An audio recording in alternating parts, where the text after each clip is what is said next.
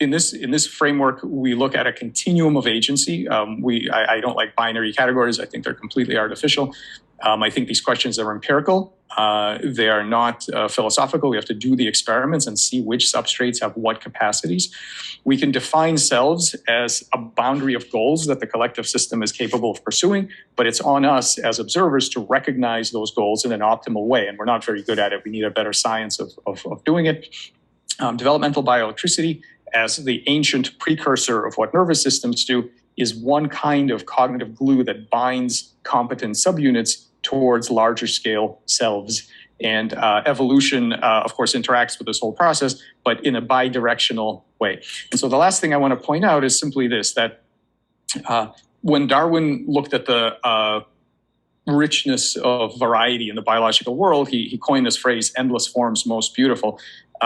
All of the natural forms are here. They're a tiny little corner of the possible state space of every combination of evolved material, engineered material, and software. All of these things, hybrids and cyborgs and hybrids and chimeras of various kinds. Many of these already exist, and many more are going to exist, because all of this is possible because life is so interoperable. And the reason it's so interoperable is that evolution makes problem-solving machines.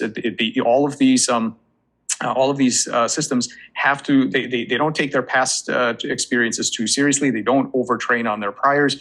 They have to solve problems from scratch every single time. And thus novelty is not surprising to them. They're dealing with a very unreliable medium. They basically, the whole architecture assumes that things are going to be broken, things are not going to work the way you expect, and you have to solve problems from scratch. And for this reason, all of these things are viable. And that means that going forward in the next couple of decades, we are going to be surrounded by creatures that are nowhere on the tree of life with us. We cannot use the old familiar strategies of asking where on the tree of life is it? Is it more like a snake or a dog or a dolphin or these things are going to be nowhere on that scale.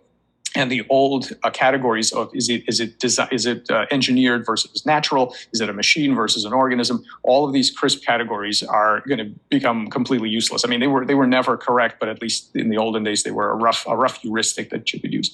And so we're going to need to develop a new form of ethics for relating to minds that are not like ours, and that's really critical. So